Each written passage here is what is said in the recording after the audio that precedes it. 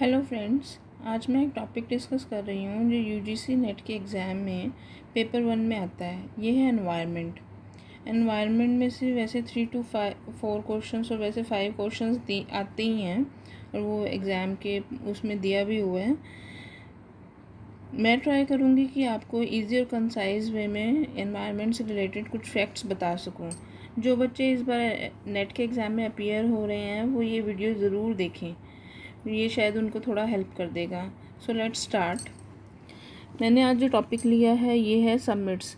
Environment में जो summits होती हैं, जो मीटिंग्स होती हैं, कहाँ होती हैं, उनके क्या एजेंडाज होते हैं और वो किस बारे में डिस्कशन करते हैं। मैंने एक छोटा सा टॉपिक कंसाइज वे में और इजी वे में समझाने के लिए लिया है बच्चों को, ताकि वो कर सकें इसको।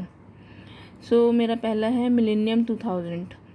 मिलेनियम 2000 में 189 कंट्रीज़ हैं इन्होंने 2000 में ही जाके ये अपना बनाया था, इसलिए इसका नाम मिलेनियम 2000 रखा गया था इस समिट का।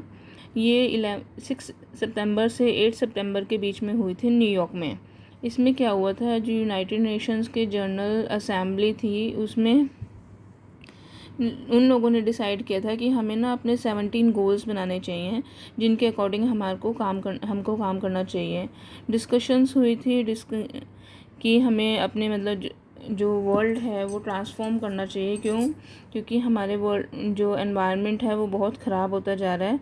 एक तो ये इशू था, दूसरा हमारी जैसे ये कह लो पॉपुलेशन बढ़ रही है, एनवायरनमेंट ख़राब हो रहा है, सब चीज़ें कम होती जा रही हैं, पानी नहीं है, अब खाने की चीज़ें आगे वाले ईयर्स में बहुत कम हो जाएंगी। मतलब बहुत सारे ऐसे ऐसे इश्यूज़ अराइज किए गए जिनको सोचा गया कि इनको आज मोटिव बना के किया जाए, ताकि कंट्रोल किया जाए, ताकि आगे वाली जनरेशन को भी हम कुछ दे पाएँ।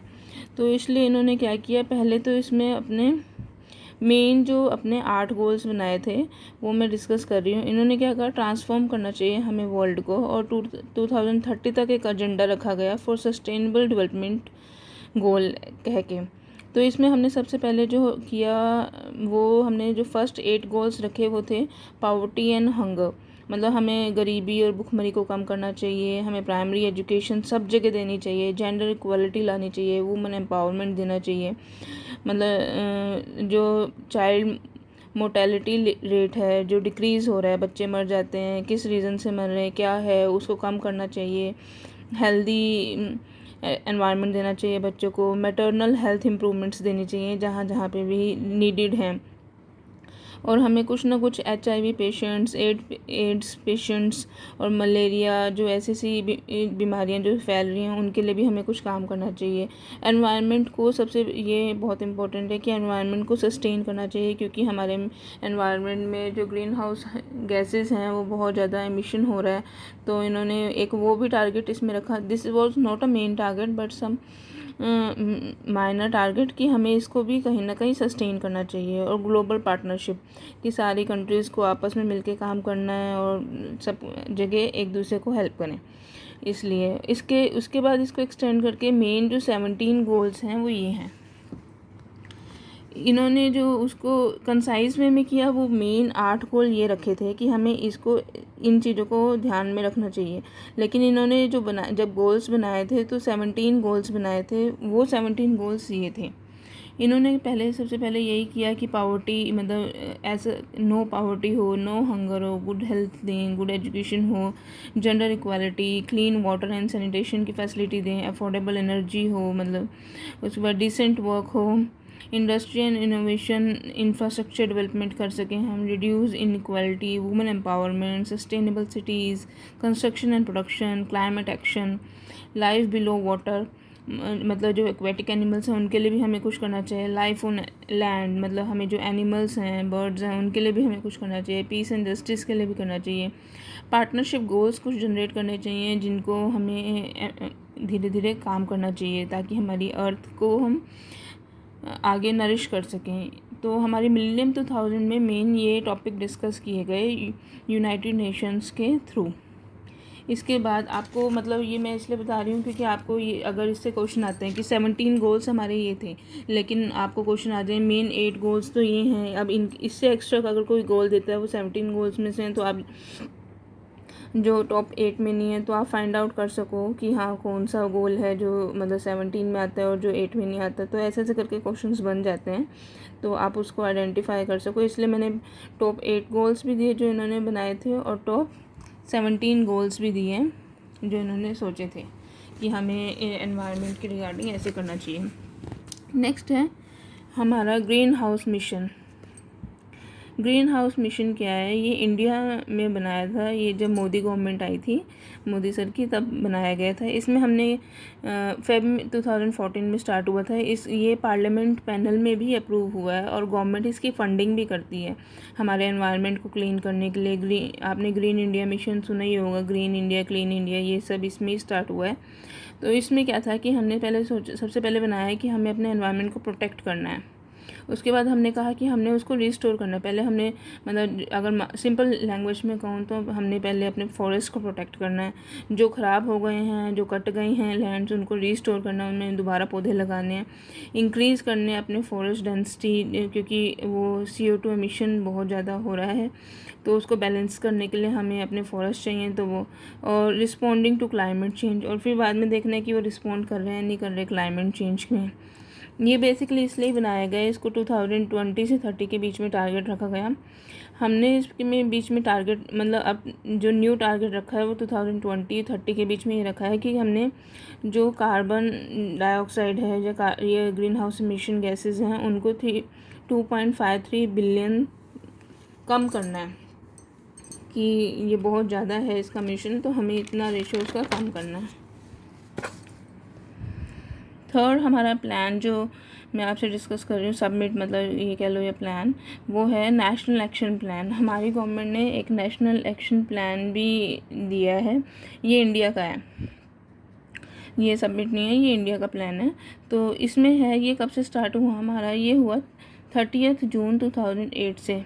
इसमें हमने मतलब अपने 3 चीज़ों को कंसिडर किया। सबसे बड़ी पहले तो हमने इसमें कहा कि हमें फ्यूचर पॉलिसीज़ देखनी है, हमें क्या बनानी है, क्लाइमेट मिटिगेशन देखना है कि क्लाइमेट के रिगार्डिंग हमें क्या करना है, और उसको क्लाइमेट को जो अच्छा मतलब एक पॉजिटिव इफेक्ट दे वो चीज़ें देखनी है। नेक्स्ट हमने उसको अडॉप्ट भी करना है, मतलब ये नहीं कि हमने सिर्फ सोचना है, उसको अडेप्टेशन में भी लाना है ताकि एक पावरफुल और फ्रूटफुल रिजल्ट निकल के आ सके।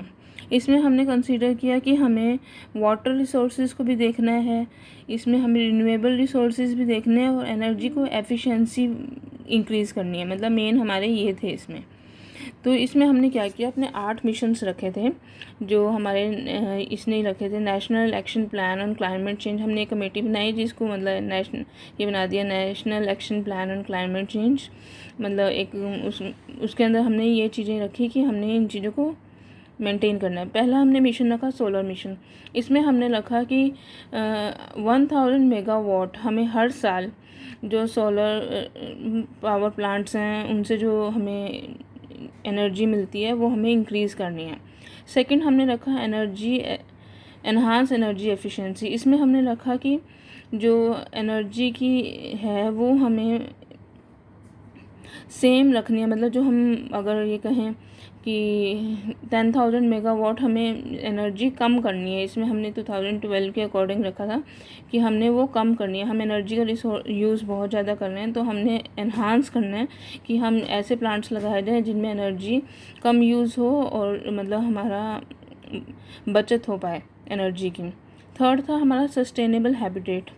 इसमें हमने रखा कि हमने जो अपने हैबिटेट को बैलेंस करने के लिए जैसे है रिसाइकल किया जाए, वाटर वेस्ट मैनेजमेंट लगाया जाए,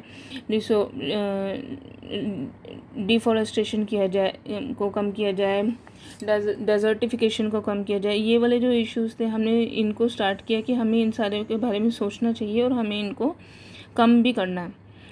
फोर्थ था वाटर मिशन। हमने अपना वाटर मिशन रखा कि हमें 20% इम्प्रूव करना है, हमें अपना वाटर वेस्टेज कम करना है और जो वाटर को रिसाइकल करके जैसे भी हम यूज़ कर सकते हैं, या एग्रीकल्चर में या प्लांट्स में, जहाँ पे भी हम बायोलॉजिकल प्लांट मतलब कहीं पे भी जहाँ हम वाटर यूज़ करें तो हमने उसको हर सेक्शन में 20% इम्प्रूव करना है और वाटर वेस्टेज बहुत कम करनी है। फिफ्थ हमने रखा सस्टेनिंग द हिमालयाज इकोसिस्टम, मतलब हमने अपने हिमालय के उधर इकोसिस्टम को भी बैलेंस रखने के लिए कुछ मतलब प्लान्स उधर के लिए बनाए। सिक्स था हमारा ग्रीन इंडिया, वही ग्रीन इंडिया क्लीन इंडिया इसमें रखा गया। इसमें हमने जैसे अपना ये रखा कि अभी हमारी डेंसिटी में मतलब इंडिया में 23% जहाँ पे डिफॉरेस्टेशन हो गया है वहाँ पे हमें 33% उसको करना है। हमने वापस से पेड़ लगाने हैं और अपनी जो अर्थ है और इंडिया को ग्रीन और क्लीन करना है। सेवन्थ हमने रखा सस्टेनेबल एग्रीकल्चर, इसमें यही था कि अपना जो हम बायोलॉजिकल चीज़ें यूज़ करते हैं, जो एग्रीकल्चर में यूज़ करते हैं, उनको मतलब ऑर्गेनिक वे में यूज़ किया जाए ताकि हमारी अर्थ को नुकसान ना हो, क्योंकि कहीं ना कहीं हम जो केमिकल्स का डिस्चार्ज है वो रिवर्स में और पॉन्ड्स में चला जाता है, जिससे एक्वाटिक एनिमल्स, रिवर्स और पीने का पानी सब कहीं ना कहीं गंदा हो जाता है और बहुत इफ़ेक्ट देता है। इससे बहुत सारी प्रॉब्लम्स भी रहती हैं, क्योंकि गंदा पानी पीने से आगे बीच में एक टॉपिक है जिसमें हम पढ़ना था हमने, जिसमें mercury poisoning and lead poisoning की भी प्रॉब्लम्स बहुत सी जगह हो गई थी। अभी अर्साइनिक प्रॉब्लम जो इंडिया में चल रही है वो हो गई थी। यूपी में पानी का लेवल जो अर्साइनिक प्रॉब्लम है वो बहुत ज़्यादा होगी और 70% जो वाटर है वो कंटामिनेट हो गया है। तो यूपी गवर्नमेंट ने ये ट्राई कर रही है कि वो अब इस प्रॉब्लम को कम किया जाए। वाटर जो उनका मेन इशू है वो वाटर को अब बचाएं, ताकि क्योंकि उन्होंने इरिगेशन और एग्रीकल्चर कर करके ख़त्म कर दिया, तो एक तरह से ये इसी में ही है सस्टेनेबल एग्रीकल्चर। एट्थ है नॉलेज फॉर क्लाइमेट चेंज। अब इसमें यही है कि सिंपल कि क्लाइमेट चेंज की नॉलेज सबको देनी चाहिए और वो उसके बारे में बताया जाएगा। देन फोर्थ जो मैं डिस्कस कर रही हूँ that is global environment facility. उसमें है, इसको हमने GEF का नाम दिया है। ये कब से स्टार्ट हुई? ये अक्टूबर 1991 से स्टार्ट हुई।